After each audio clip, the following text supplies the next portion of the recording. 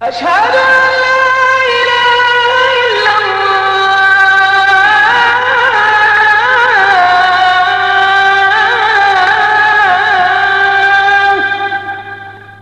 أشهد أن محمدا رسول الله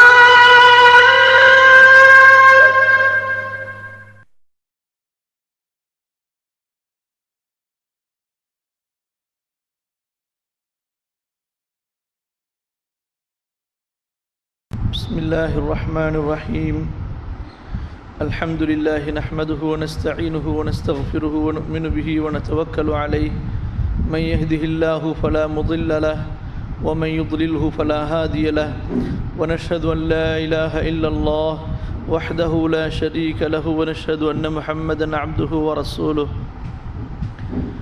اللهم صل على محمد وعلى آل محمد كما صليت على إبراهيم وعلى آل إبراهيم إني علما رب اشرح لي صدري ويسر لي أمري واحلل عقدة من لساني يفقه قولي அன்புமிக்க இஸ்லாமிய சகோதரிகளே அல்லாஹ் சுப்ஹானஹு வ தஆலா நம்முடைய பாவங்களை மன்னிப்பானாக, நமக்கு தக்வாவையும் அவனது பொருத்தத்தையும் வழங்குவானாக. ஈருலக வாழ்க்கையை ஈடேற்றம் பெற்ற வாழ்க்கையாக அல்லாஹ் ஆக்கி அருள்வானாக. நாம் எல்லாம் கேள்விப்பட்டு வருகிறோம், உலக மக்களின் பார்வையை திருப்பிய ஒரு நிகழ்ச்சியை பற்றி நாம் அறிய வருகிறோம். அல்லாஹ் சுப்ஹானஹு வ தஆலா அவ்வப்போது அவனது அத்தாட்சிகளை காட்டிக்கொண்டுதான் இருக்கிறான். அல்லாஹ் சுப்ஹானஹு வ தஆலா தனது வல்லமையை நிரூபித்து கொண்டிருக்கிறான். மக்கள் அல்லாஹுவை மறக்கும்போது அவர்களுக்கு அல்லாஹ் ரப்புல் ஆலமீன் நினைவூட்டுகின்றான். அல் குர்ஆனிலே அல்லாஹ் ரப்புல் ஆலமீன் குறிப்பிடுகின்றான், ஃபலௌலா இத் ஜாஅஹும் பஅஸுனா தضرعوا ولكن قست قلوبهم وزين لهم الشيطان ما كانوا يعملون. நம்முடைய சோதனை அவர்களுக்கு வந்தபோது அவர்கள் பணிந்திருக்க வேண்டுமே. நம்முடைய சோதனை, நம்முடைய தண்டனை அவர்களுக்கு வந்தபோது அவர்கள் பணிந்திருக்க வேண்டுமே. ஃபலௌலா இத் ஜாஅஹும் பஅஸுனா தضرعوا ولكن எனினும் கஸத் குலூபுஹும் அவர்களது உள்ளங்கள் இறுகிவிட்டன. ஷைத்தான் அவர்களுடைய கெட்ட அமல்களை அவர்களுக்கு அலங்கரித்து காட்டுகின்றான். அல்லாஹ் சுப்ஹானஹு வ தஆலா இவ்வாறு சொல்லியதற்கு பின்பு சொல்கிறான், ஃபலம்மா நஸ்ஸு மா ذுக்கிரு பிஹி அவர்களுக்கு செய்யப்பட்ட உபதேசங்களை அவர்கள் மறந்துவிட்ட போது ஃபதஹ்னா அலைஹிம் அபுவாப குல்லி ஷை உலகத்துடைய செல்வங்களை எல்லாம் அவர்களுக்கு விசாலமாக திறந்து தருகின்றான். மக்கள் என்ன நினைக்கிறார்கள்? ஆஹா, நாம் செய்வதெல்லாம் நல்ல காரியம்தான், அல்லாஹ் ரப்புல் ஆலமீன் நம்மை தண்டிக்க மாட்டான். பாவங்களிலே மூழ்கிறார்கள், பாவங்களிலே ஈடுபடுகிறார்கள், பாவங்களையே வாழ்க்கையாக மாற்றிக்கொள்கிறார்கள். அல்லாஹ் சொல்கிறான், ஹத்தா ஃபலம்மா நஸு மா ذுக்கிரு பிஹி ஃபதஹ்னா அலைஹிம் அபுவாப குல்லி ஷை ஹத்தா இதா ஃபரிஹு அவர்கள் மமதையின் உச்சிக்கு ஏறும்போது, பெருமையின் உச்சியை அடையும் போது, அஹத்னாஹும் பக்ததன் திடீரென அவர்களை நாம் பிடித்து விடுகிறோம். ஃபஇதாஹும் முப்லிசூன் அவர்கள் நிராசையாகி விடுகிறார்கள். ஃபகுத்அ தாபிருல் கௌமில் லதீன ஸலமு இப்படித்தான் அநியாயக்காரர்களுடைய வேர் அறுக்கப்படும். வல்ஹம்துலில்லாஹி ரப்பில் ஆலமீன் அகிலங்களை படைத்து வளர்த்து காக்கக்கூடிய அல்லாஹ்விற்கே எல்லா புகழும். இப்போது நடந்திருக்கக்கூடிய இந்த நிகழ்ச்சி, இந்த பூகம்பம் உயிராக உள்ள நமக்கு படிப்பினையாகும். சகோதர சகோதரிகளே, இதிலிருந்து நாம் படிப்பினை எடுத்துக்கொள்ள வேண்டும். அல்லாஹுவின் அச்சத்தை அதிகப்படுத்தி கொள்ள வேண்டும். யார் இந்த சோதனையில் நல்ல அமல்களுடைய நிலையிலிருந்து மரணித்தார்களோ அவர்கள் அல்லாஹுடைய பார்வையிலே ஷஹீதாக கருதப்படுவார்கள். அவர்களுடைய பாவங்களை அல்லாஹ் மன்னித்து அவர்களுக்கு மறுமையின் அந்தஸ்துகளை உயர்த்துவான். யார் இதிலே பாவம் செய்து கொண்டிருந்த நிலையில் இறந்தார்களோ அவர்களுக்கு இவ்வுலகத்திலும் அது தண்டனையாக அமைகிறது, மறு உலகத்திலும் இதைவிட மிகப்பெரிய தண்டனையை அல்லாஹ் ரப்புல் ஆலமீன் தயாரித்து வைத்திருக்கிறான். அல்லாஹுடைய நியதி இப்படித்தான், فَلَنُذِيقَنَّهُمْ مِنَ الْعَذَابِ الْأَدْنَى دُونَ الْعَذَابِ الْأَكْبَرِ லஅல்லஹும் யர்ஜிஊன். பெரிய தண்டனை மறுமையின் வேதனை வருவதற்கு முன்பதாக சிறிய தண்டனையை நாம் அவர்களுக்கு சுவைக்க வைப்போம், சுவித்து பாருங்கள். ஏன்? அவர்கள் திரும்பிவிட வேண்டும், பாவத்திலிருந்து விலகிவிட வேண்டும் என்பதற்காக. இப்போ இந்த நிகழ்ச்சி நமக்கு எதை உணர்த்துகிறது என்று சொன்னால், அல்லாஹுவின் பக்கம் நாம் எப்போதும் திரும்பியவர்களாக, நம்முடைய அமல்களை திருத்தியவர்களாக, தௌபா செய்தவர்களாக, மறுமையை நினைத்தவர்களாக இருக்க வேண்டும். அந்த நிலையில் நாம் இருந்தால் நமக்கு மரணம் எப்படி வந்தாலும் சரியே அல்ஹம்துலில்லாஹ், அந்த மரணம் நல்ல மரணமாக இருக்கும். அல்லாஹுவின் அருளுக்கும் அன்புக்கும் உரித்தான நிலையில் நம்முடைய மரணம் இருக்கும். எல்லா நிலைமையிலும் தயாராக இருந்தால். இல்லை, அல்லாஹ் பாதுகாக்க வேண்டும், இதற்கு மாற்றமாக பாவத்திலே அல்லது பயங்கரமான குற்றங்கள் குறைகளிலே ஈமானை விட்டு தூரமான வாழ்க்கையிலே வாழ்ந்து கொண்டிருக்கும் பொழுது அவர்களுக்கு எப்படி மரணம் வந்தாலும் சரி அவர்களுக்கு துன்பம் தான். இந்த உலகத்திலும் துன்பம்தான், நாளை மறுமையிலே மிகப்பெரிய துன்பம் காத்திருக்கின்றது. ஆனால் மக்களுடைய நிலைமை என்னவென்று சொன்னால், அந்த நேரத்திலே நினைப்பார்கள், பின்பு மறந்து விடுகிறார்கள். அந்த நேரத்திற்கு அவர்கள் அச்சம் கொள்கிறார்கள். அடுத்த சில வினாடிகளிலேயே, அடுத்த சில ஒரு தினங்களிலேயே மக்கள் மறந்து விடுகிறார்கள். அல்லாஹ் பாதுகாக்க வேண்டும். நாம் இப்போது சோதிக்கப்படவில்லையே, நமக்கு இந்த நிலைமை வரவில்லையே என்பதாக பெருமையிலோ அல்லது மறதியிலோ ஆழ்ந்து விடக்கூடாது. அல்லாஹ் ரப்புல் ஆலமீன் எல்லோருக்கும் ஒரே நேரத்திலே அந்த படிப்பினை அந்த அந்த அந்த சோதனையை இறக்குவது கிடையாது. ஒரு கூட்டத்திற்கு அல்லாஹ் ரப்புல் ஆலமீன் அந்த சோதனையை இறக்கி மற்றொரு கூட்டத்திற்கு அல்லாஹ் அதை படிப்பினையாக ஆக்குகின்றான். நம்முடைய இந்த தொடர் கொள்கை விளக்கத்தை பற்றி உண்டான இந்த நிகழ்ச்சியிலே இதுவரை வணக்க வழிபாடுகள் என்றால் என்ன, வணக்க வழிபாடுகளை எப்படி செய்ய வேண்டும், வணக்க வழிபாடுகளுக்கு அல்லாஹ் கொடுக்கக்கூடிய முக்கியத்துவம் என்ன என்பதை பற்றி பேசி வந்தோம். அல்லாஹ் சுப்ஹானஹு வ தஆலா சூரத்துன் நஹ்ல் 16வது அத்தியாயத்தினுடைய 36வது வசனத்திலே சொல்கின்றான், வலகத் பஅஸ்னா ஃபீ குல்லி உம்மத்திர் ரசூலன் அன் இஅ்புதுல்லாஹ் வஜ்தனிபுத் தாகூத். நாம் ஒவ்வொரு சமுதாயத்திலும் தூதரை அனுப்பி இருக்கிறோம். அந்த தூதர் செய்த பணி என்ன? மக்களை பார்த்து அவர்கள் அழைப்பு கொடுத்தார்கள், அல்லாஹுவை வணங்குங்கள், அவனை தவிர வணங்கப்படக்கூடிய அனைத்தையும் விட்டு நீங்கள் விலகி கொள்ளுங்கள். இப்போ தூதர்களுடைய பணி 2 பணிகள். ஒன்று, மக்களை அல்லாஹுவின் பக்கம் அழைத்தல். 2, அல்லாஹுவை தவிர வணங்கப்படக்கூடிய அனைத்தையும் விட்டு மக்களை விடுவித்தல். நாம் சொல்லியிருக்கிறோமே கலிமா லா இலாஹ இல்லல்லாஹ், இதிலும் இதே 2 விஷயங்களைத்தான் அல்லாஹ் வைத்திருக்கிறான். லா இலாஹ், அல்லாஹுவை தவிர வணங்கப்படக்கூடிய அனைத்தையும் நிராகரிப்பது. அல்லாஹுவை தவிர வணங்கப்படக்கூடிய அனைத்தையும் நிராகரிப்பது. அவை பொய், அவற்றுக்கு எந்த சக்தியும் இல்லை, அவை உண்மையானவை அல்ல என்று முற்றிலுமாக முழு மனதுடன் அவற்றை நிராகரிப்பது. இல்லல்லாஹ், அல்லாஹ் ஒருவன்தான் வணக்கத்திற்குரியவன் என்பதாக முழுமையாக ஏற்றுக்கொள்வது. அப்போ தௌஹீதிற்கு இந்த 2 அடிப்படை அம்சங்களை வைத்துத்தான் அல்லாஹ் ரப்புல் ஆலமீன் குர்ஆனிலே எல்லா இடங்களிலும் சொல்லுகின்றான். அல்லாஹுவை வணங்குங்கள் என்று அல்லாஹ் எங்கெல்லாம் குறிப்பிடுகிறானோ அந்த இடங்கள் அனைத்திலும் அல்லாஹுவிற்கு இணை வைக்காதீர்கள், அல்லாஹுவை தவிர வேறு யாரையும் வணங்காதீர்கள் என்று சேர்த்தே அல்லாஹ் குறிப்பிடுகிறான். வஅபுதுல்லாஹ் வலா துஷ்ரிகூ பிஹி ஷைஆ, 4வது அத்தியாயத்தினுடைய 36வது வசனம். இந்த வசனத்தை போன்று அல்லாஹ் ரப்புல் ஆலமீன் குர்ஆனிலே நூற்றுக்கணக்கான இடங்களிலே சொல்லுகின்றான். அல்லாஹுவை வணங்குங்கள், அல்லாஹுவை தவிர வணங்கப்படக்கூடிய அனைத்தையும் விட்டு விலகி கொள்ளுங்கள், அல்லாஹுவை வணங்குங்கள், அவனுக்கு எதையும் நீங்கள் நிகராக இணையாக ஆக்கிவிடாதீர்கள். இப்போ இந்த இணை வைத்தல், இதற்கு முன்பு நாம் பார்த்தது அல்லாஹுவை வணங்குவதை பற்றி, இப்போது நாம் பார்க்க போகுவது இந்த இணை வைக்கும் செயலை பற்றி. அல்லாஹுவிற்கு நிகராக ஒருவரை ஆக்குவது, அல்லாஹுவிற்கு நிகராக ஒருவரை எடுத்துக்கொள்வது எவ்வளவு பெரிய பாவம் என்றால், ஹுவ அஅதமு ذنبٍ عُصِيَ اللَّهُ بِهِ. இந்த உலகத்திலே இணை வைத்தலுக்கு நிகராக ஒரு பாவமே இல்லை.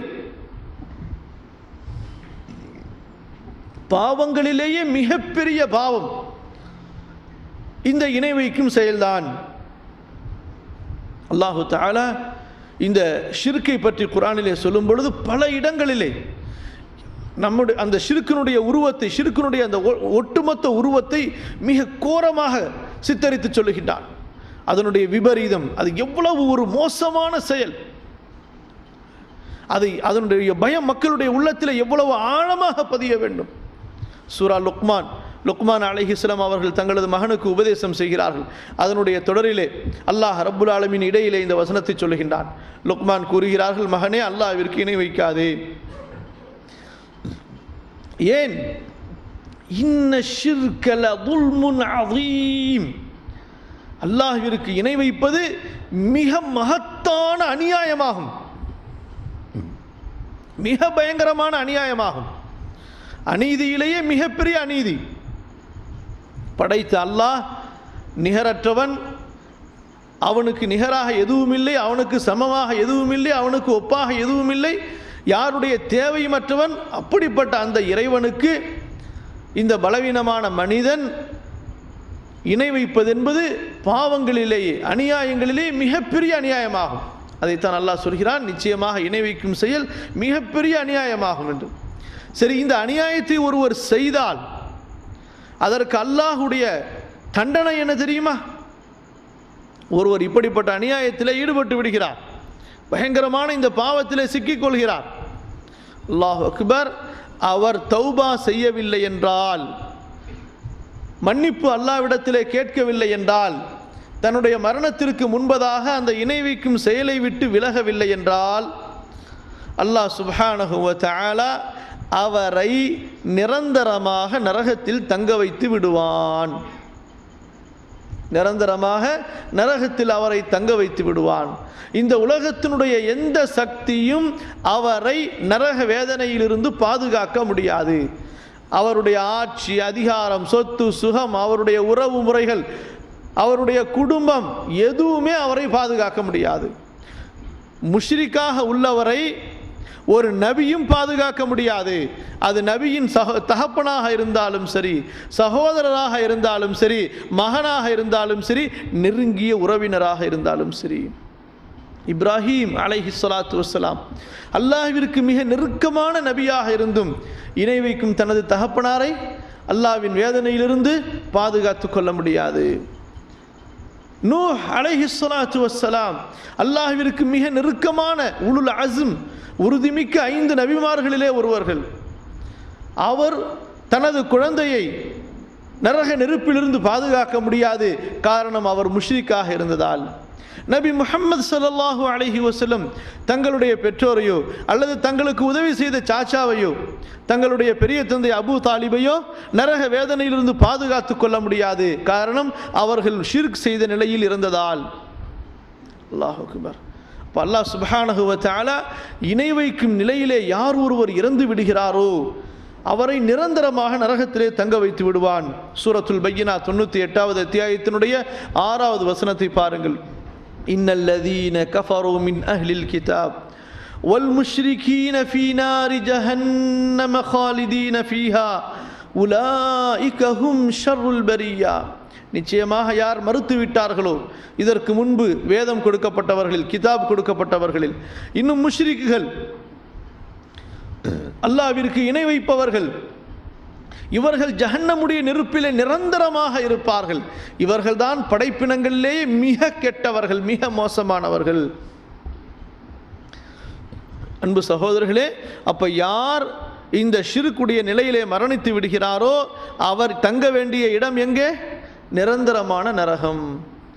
எப்பயாவது சொர்க்கத்திலே அவருக்கு வாய்ப்பு இருக்கிறதா சொர்க்கத்தின் பக்கம் அவர் மீண்டு வருவதற்கு? அவருடைய தண்டனை நீக்கப்பட்டு அல்லாஹ் சுப்ஹானஹு வ தஆலா அதையும் மறுத்து விடுகிறான்.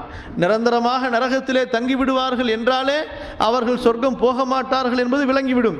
இருப்பினும் அல்லாஹ் ரப்புல் ஆலமீன் இப்படி ஒரு சந்தேகமே வரக்கூடாது என்பதற்காக அதையும் தெளிவுபடுத்தி விடுகின்றான். சூரத்துல் மாயிதா 5வது அத்தியாயத்தினுடைய 72வது வசனத்தை பாருங்கள். இன்னஹு மன் யுஷ்ரிக் பில்லாஹ், யார் அல்லாஹ்விற்கு இணை வைத்து விடுகிறாரோ ஃபகத் ஹர்ரமல்லாஹு அலைஹில் ஜன்னah, அவர் மீது அல்லாஹ் சொர்க்கத்தை ஹராமாக்கி விடுகிறான். வமஅவாஹுன்னார், அவர் தங்கக்கூடிய இடம் நரகமாகும். இப்படிப்பட்ட அநியாயக்காரர்களுக்கு யாரும் உதவி செய்ய மாட்டார்கள். அடுத்து உங்களுக்கு ஒரு சந்தேகம் வரலாம். சரி, இவர்கள் தங்களுடைய வாழ்க்கையிலே பல நல்ல காரியங்களை செய்திருந்தால்,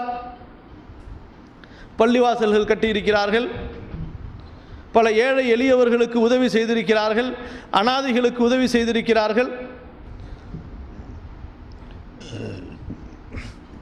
இன்னும் எத்தனையோ பல நல்ல அமல்களை தங்களுடைய வாழ்க்கையிலே அவர்கள் கடைபிடித்திருக்கிறார்கள். இப்படிப்பட்ட நிலையில் இவர்களுடைய நிலைமை என்ன? அதாவது நல்ல அமல்களும் பல செய்திருக்கிறார்கள். உதாரணமாக தொழுகையை வைத்துக் கொள்ளுங்கள், தொழுதிருக்கிறார்கள், நோன்பு வைத்திருக்கிறார்கள், ஜக்காத்து கொடுத்திருக்கிறார்கள், ஹஜ்ஜு செய்திருக்கிறார்கள். இப்படி பல நல்ல அமல்களை இவர்கள் செய்திருந்த நிலையில் ஷிர்க்கும் செய்து விட்டார்கள், அல்லாஹ்விற்கு இணையும் வைத்து விட்டார்கள்.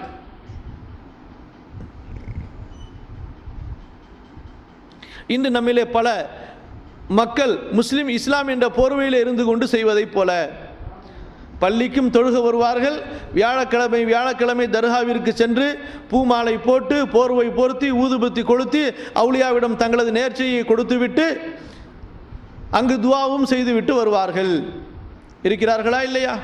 பல இடங்களிலே ஒவ்வொரு ஊருக்கும் ஒரு தர்கா என்ற பெயரிலே ஒரு சமாதியை கட்டி வைத்து, ஒரு கோரியை கட்டி வைத்து, அதை அழகான முறையிலே உயரமான கட்டிடங்களாக கட்டி அதற்குண்டான எல்லா வசதிகளையும் செய்து அங்கே வியாழக்கிழமை தோறும் அல்லது மற்ற நேரங்களிலும் அல்லது அவர்களுடைய பிறந்தநாள் என்று ஒன்றை வைத்துக்கொண்டு அங்கே சென்று என்னென்ன ஷிர்கான செயல்கள் இருக்கின்றனவோ அவற்றை தொட்டு முத்தமிடுவது, அவற்றை தொட்டு தடவிக்கொள்வது, அங்கு சஜிதா செய்வது அல்லது தவாஃப் செய்து வருவது அல்லது அங்கு சென்று உட்காருவதால் மனதிற்கு நிம்மதி ஏற்படுகிறது, அதை கொண்டு பரக்கத்தை நாம் அடையலாம் என்று நம்புவது, அல்லது அங்கு இருந்து கொண்டு துவா கேட்டால் அல்லாஹ் ஏற்றுக்கொள்வான் என்று நம்புவது, இப்படிப்பட்ட எல்லா செயல்களும் ஷிர்கான காரியங்கள். நாம் அவர்களிடத்தில் துவா கேட்கும்போது அவர்கள் நமது துவாக்களை கேட்கிறார்கள், அல்லது இவர்களிடத்தில் அல்லாஹ்விடத்தில் எங்களுக்காக துவா செய்யுங்கள் என்று சொல்லும் பொழுது அவர்கள் நம்முடைய அந்த பிரார்த்தனையை கேட்டு நமக்காக அல்லாஹ்விடத்தில் கேட்கிறார்கள் என்று நம்புவது, இவையெல்லாம் அடுத்து இன்ஷா அல்லாஹ் இதை பற்றி உண்டான விவரங்கள் பின்னாடி வர இருக்கின்றன. இப்படியெல்லாம் நம்புவது இருக்கின்றது ஷிர்கான காரியங்கள். இப்படி நம்மிலே பலர் இப்படி ஷிர்கையும் ஒரு பக்கம் செய்து கொள்கிறார்கள். வீடுகளிலே மௌலூது ஓதிக் கொள்வார்கள், வீடுகளிலே தாயத்து தொங்க விட்டுக் கொள்வார்கள், தகடு தொங்க விட்டுக் கொள்வார்கள், இன்னும் பல எல்லா காரியங்களை எல்லாம் செய்வார்கள். அதே சமயத்தில் பள்ளிக்கும் வருவார்கள். இன்று பாருங்கள், பள்ளிக்கு வரக்கூடிய மக்களிலே பெரும்பான்மையான மக்களிடத்திலே கையிலே கயிறு, கழுத்தில் கயிறு, தாயத்து ரொம்ப பரவலாக காணப்படுகின்றது. எப்படிப்பட்ட ஒரு, அதாவது அல்லாஹ் அக்பர், கற்பனை செய்ய முடியாத விஷயம். ஒரு முஸ்லிம், ஒரு முஃமின் ஷிர்க்கை அறியாமல் இருக்கிறார். அல்லாஹ் அக்பர், எப்படிப்பட்ட விபரீதம் சகோதரர்களே! நெருப்பை தங்களது கையிலே கட்டி கொண்டிருக்கிறார்கள். நெருப்பு, ஷிர்க் என்பது என்ன? நேரடியான நெருப்பு. மற்ற பாவங்களையாவது அல்லாஹ் மன்னிப்பதற்கு வாய்ப்பு இருக்கிறது. இப்படிப்பட்ட மக்களுக்கு தாங்கள் செய்யக்கூடிய நல்ல அமல்கள் தங்களை பாதுகாத்துக் கொள்ளும் என்று நம்பிக்கொண்டிருக்கிறார்கள். சரி, நாங்கள் செய்கிறது ஒரு கால் ஷிர்காக இருந்தாலும் கூட பரவாயில்லை, எங்களுடைய மற்ற அமல்களை கொண்டு நாங்கள் மறுமையிலே தப்பித்துக் கொள்வோம் என்று வீராப்பும் சில மக்கள் பேசுகிறார்கள். அல்லாஹு தஆலா அவர்களுடைய சந்தேகத்திற்கு பதில் சொல்கிறான். 39வது அத்தியாயத்தினுடைய 65வது வசனம், وَلَقَدْ أُوحِيَ إِلَيْكَ وَإِلَى الَّذِينَ مِنْ قَبْلِكَ لَئِنْ أَشْرَكْتَ لَيَحْبَطَنَّ عَمَلُكَ وَلَتَكُونَنَّ مِنَ الْخَاسِرِينَ. سبحان الله.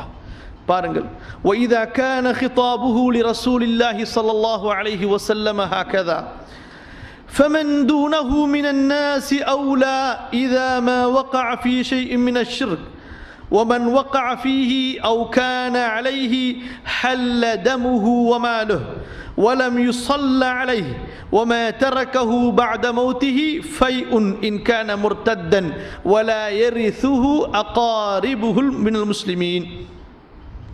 அல்லாஹு தஆலா சொல்கிறான், நபியே உங்களுக்கும் உங்களுக்கு முன் சென்ற மக்களுக்கும் வஹ்யின் மூலமாக அறிவிக்கப்பட்டு விட்டது. எப்படிப்பட்ட அறிவிப்பு? நீங்கள் இணை வைத்தால் அல்லாஹ் அக்பர். யாரை பார்த்து அல்லாஹ் சொல்கிறான்? முஹம்மது ஸல்லல்லாஹு அலைஹி வஸல்லம் அவர்களை பார்த்து அல்லாஹ் எச்சரிக்கை செய்கிறான். நபியே, நீங்கள் இணை வைத்தால் உங்களது அமல்கள் அனைத்தும் நாசமாகிவிடும், நீங்கள் நஷ்டவாளிகளில் ஒருவராகி விடுவீர். யோசித்து பாருங்கள். அப்போ அல்லாஹுடைய தூதர் முஹம்மது ஸல்லல்லாஹு அலைஹி வஸல்லம் அவர்களுடைய நிலைமையே இப்படி என்று சொன்னால் மற்ற மக்களுடைய நிலைமை என்ன? அப்போ யார் ஒருவர் தங்களது அமல்களிலே ஷிருக்கை கலந்து விடுகிறார்களோ அல்லது தங்களுடைய நல்ல அமல்கள் போக தங்களது வாழ்க்கையில் ஷிருக்கான காரியங்களையும் செய்து விடுகிறார்களோ, இவர்கள் செய்த நல்ல அமல்கள் அனைத்தும் இந்த ஷிருக் என்ற குற்றத்தால் நாசமாகிவிடும்.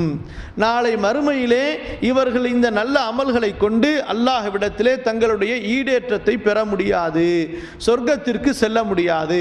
மாறாக நல்ல அமல்கள் எல்லாம் இந்த ஷிர்கின் காரணமாக அழிக்கப்பட்டு இவர்கள் செல்ல வேண்டிய இடம் நிரந்தர நரகமாக ஆகிவிடும். மார்க்க சட்டம் என்ன சொல்கிறது என்று சொன்னால், யார் ஒருவர் ஷிர்கினுடைய அந்த பெரிய வகையை செய்து விடுகிறார்களோ, பெரிய ஷிர்கை செய்து விடுகிறார்களோ, இவர் மார்க்கத்தை விட்டு வெளியேறி விடுகிறார். அல்லாஹ்விடத்திலே தௌபா செய்து தனது பாவத்தை திருத்திக் கொள்ளாத வரை இவர் முஸ்லிமாக கணக்கில் எடுக்கப்பட மாட்டார். இன்னும் அவர் இறந்துவிட்டால் அவருடைய ஜனாசாவை முஸ்லிம்கள் தொழ வைக்கக்கூடாது. முஸ்லிம்களை குளிப்பாட்டி நல்லடக்கம் செய்வது போன்று அவருக்கு குளிப்பாட்டி நல்லடக்கம் செய்யப்பட மாட்டாது. ஒரு செத்த மிருகத்தை எப்படி குழி தோண்டி தூக்கி எறிந்து புதைத்து விடுவார்களோ அதுபோன்றுதான் அவரை புதைக்க வேண்டும். அவருக்கு பள்ளிவாசல்களிலே ஜனாசா தொழ வைப்பதோ அவர்களை முஸ்லிம்களுடைய கபிரிஸ்தானிலே நல்லடக்கம் செய்வதோ கூடாது. அவர் முர்த்தத், மார்க்கத்தை விட்டு விலகியவராக கருதப்படுவார். அடுத்து உங்களுக்கு சொல்ல இருக்கக்கூடிய அந்த பெரிய ஷிர்க்குடைய வகைகளை ஒரு முஸ்லிம் தனது வாழ்க்கையில் செய்து, முஸ்லிம் என்ற பெயரில் உள்ளவர் தனது வாழ்க்கையிலே செய்கிறார் என்றால் மற்ற முஸ்லிம்கள் அவரை எப்படி புறக்கணிக்க வேண்டும் என்றால், அவர் இறந்து விட்டால் அவருக்கு ஜனாசா தொழ வைக்கக்கூடாது, அவரை குளிப்பாட்டக்கூடாது. ஒரு மிருகத்தை எப்படி இறந்து போன ஒரு மிருகத்தை எப்படி குழியிலே போட்டு புதைப்பார்களோ அதுபோன்று எங்காவது ஒரு குப்பையிலே ஒரு குழியிலே போட்டு தான் அவர்களை புதைக்க வேண்டும். எப்படிப்பட்ட கடுமையான சட்டம் பாருங்கள். அவருக்கு யாரும் வாரிசாக மாட்டார்கள். அவருடைய சொத்து முழுக்க முழுக்க அரசாங்கத்தை சேர்ந்துவிடும். அவருடைய உறவினர்கள் அவருடைய சொத்தை தொடவும் கூடாது. அந்த அளவிற்கு அல்லாஹ் ரப்புல் ஆலமீன் இந்த மார்க்கத்திலே ஷிர்க்கை பற்றி பயங்கரமான கடுமையான சட்டத்தை சொல்லியிருக்கின்றான். புரியுதுங்களா சொல்றது? ஒன்று, யார் ஒருவர் ஷிர்க் செய்து விடுகிறாரோ அவர் நிரந்தரமாக நரகத்தில் தங்க வேண்டும், அவருக்கு சொர்க்கம் என்பதே கிடையாது, சொர்க்கத்தை அல்லாஹ் தடுத்து விடுகிறான். மூன்றாவது, அவருடைய அமல்கள் அனைத்தும் நாசமாகிவிடும். தன்னுடைய எந்த நல்ல அமலை கொண்டும் நாளை மறுமையிலே அவர் ஈடேற்றத்தை எதிர்பார்க்க முடியாது. இப்படிப்பட்ட பாவமாக இருக்கக்கூடிய இந்த ஷிர்க்கை நாம் தெரிந்து கொள்ள வேண்டும். அப்படி தெரிந்து கொண்டால்தான் அந்த ஷிர்க்கிலிருந்து நாம் நம்மை பாதுகாத்துக் கொள்ள முடியும். இன்று பெரும்பாலான மக்கள், ஒரு நம்முடைய சமுதாய மக்களிலே பெரும்பாலானவர்கள் அறியாத நிலையில் ஷிர்க் வைத்துக் கொண்டிருக்கிறார்கள். ஒரு கூட்டம் இருக்கிறார்கள், அறிந்த நிலையில் அவர்களுக்கு உணர்த்தப்பட்டதற்கு பின்பும் ஷிர்க் செய்து கொண்டிருக்கிறார்கள். பிடிவாதத்தின் காரணமாக, மமதையின் காரணமாக. இன்னும் பலர் எப்படி இருக்கிறார்கள் என்றால், அவர்கள் அறியாமையின் காரணமாக அவர்களுக்கு அழகிய முறையில் விளக்கப்பட்டால் இன்ஷா அல்லாஹ் அவர்கள் விலகிக் கொள்வார்கள். அப்ப ஷிர்க் என்றால் என்ன என்பதை நாம் தெளிவாக தெரிந்து கொண்டால்தான் அந்த ஷிர்க்கிலிருந்து நாம் நம்மை பாதுகாத்துக் கொள்ள முடியும். பொதுவாக நீங்கள் தௌஹீதுடைய பாடத்திலே படித்திருப்பீர்கள். தௌஹீதை மார்க்க அறிஞர்கள் குர்ஆன் ஹதீஸினுடைய அந்த பார்வையிலே, குர்ஆன் ஹதீஸுடைய அந்த வெளிச்சத்திலே மூன்றாக சொல்கிறார்கள். இந்த மூன்றும் ஒன்று சேர்ந்தால்தான் ஒருவர் முழுமையான முஃமினாக முவஹிதாக ஆகுவார். முழுமையாக ஏகத்துவ கொள்கையை ஏற்றுக்கொண்டவராக, முழுமையாக அல்லாஹுவை நம்பிக்கை கொண்டவராக ஆகுவார். இந்த மூன்று தௌஹீதும் அவரிடத்திலே ஒன்று சேரவில்லை என்றால், இந்த மூன்றில் ஏதாவது ஒன்றிலே குறைவு இருந்தாலும் அவர் ஈமானை விட்டு இஸ்லாமை விட்டு வெளியேறி விடுவார். அப்போ ஷிர்கை இரண்டு வகையாக பிரித்து முதல் வகை என்னவென்று, முதல் வகையை எப்படி சொல்கிறார்கள் என்றால், இந்த தௌஹீதுடைய மூன்று வகையிலே ஒருவர் அல்லாஹ்விற்கு சமமாக அல்லாஹ்விற்கு நிகராக ஒன்றை ஆக்கி கொண்டால் அவர் அல்லாஹ்விற்கு ஷிர்க் செய்தவராக ஆகிவிடுவார். தௌஹீதுடைய மூன்று வகை என்ன? ஒன்று தௌஹீத் ஃபித்தாத், அல்லாஹ் என்பவன், அந்த அல்லாஹ் என்ற தாத், அல்லாஹ் என்ற அந்த உண்மையான அந்த ஒருவன், அவன் ஒருவன்தான், அவனை போன்று ஒன்று கிடையவே கிடையாது, அல்லாஹ் என்பவன் ஒருவன் தான், இருவர் அல்ல மூவர் அல்ல என்று நம்புவது தௌஹீத் ஃபித்தாத். இப்போ இதற்கு மாற்றமாக ஒருவர் அல்லாஹ் என்பவன், கடவுள் என்பவன் இரண்டாக இருக்கலாம், ஒன்றுக்கு மேற்பட்டு இரண்டாகவோ மூன்றாகவோ அல்லது அதற்கு மேற்பட்டு எவ்வளவோ, ஒன்றுக்கு மேற்பட்ட கடவுள்களை நம்பினாலே அவர் அல்லாஹ்விற்கு அவனுடைய தாத்திலே அவனது உள்ளமையிலே இணை வைத்தவராக ஆகிவிடுவார். இதைத்தான் சொல்வார்கள் தௌஹீத் ஃபில் தாத் என்று. அல்லாஹு தஆலா சொல்கின்றான், லகத் கஃபர அல்லதீன காலூ இன்னல்லாஹ சாலிசு ஸலாஸா வமா மின் இலாஹின் இல்லா இலாஹு வாஹித். யார் மூவரில் ஒருவர் அல்லாஹ் என்று கூறினார்களோ அவர்களும் காஃபிராகி விட்டார்கள்.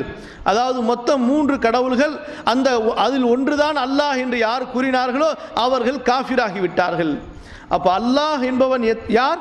ஒருவன் தான். அல்லாஹ் என்பவன் ஒருவன் தான், இருவர் அல்ல மூவர் அல்ல. அடுத்ததாக இந்த அல்லாஹ் ரப்புல் ஆலமீன் அவனுக்கு என மக்கள் வணக்க வழிபாடுகளை செய்ய வேண்டும் என்று சில விசேஷமான வழிமுறைகளை சொல்லியிருக்கின்றான். தொழுகையினுடைய அசைவுகள், அமைதிகள், நோன்பு, ஜகாத், ஹஜ், இது போன்ற விசேஷமான வழிமுறைகள். இந்த வணக்க வழிபாட்டின் வழிமுறைகளில் எந்த ஒன்றையாவது அல்லாஹுவை தவிர வேறு யாராவது ஒருவருக்கு அவர் செய்துவிட்டால் அவர் அல்லாஹுடைய அந்த உலூஹியா, அவன்தான் வணக்கத்திற்கு தகுதியானவன் என்ற தன்மையிலே இணை வைத்தவராகி விடுவார். தௌஹீதுடைய இரண்டாவது வகை அத்தௌஹீத் ஃபில் உலூஹியா.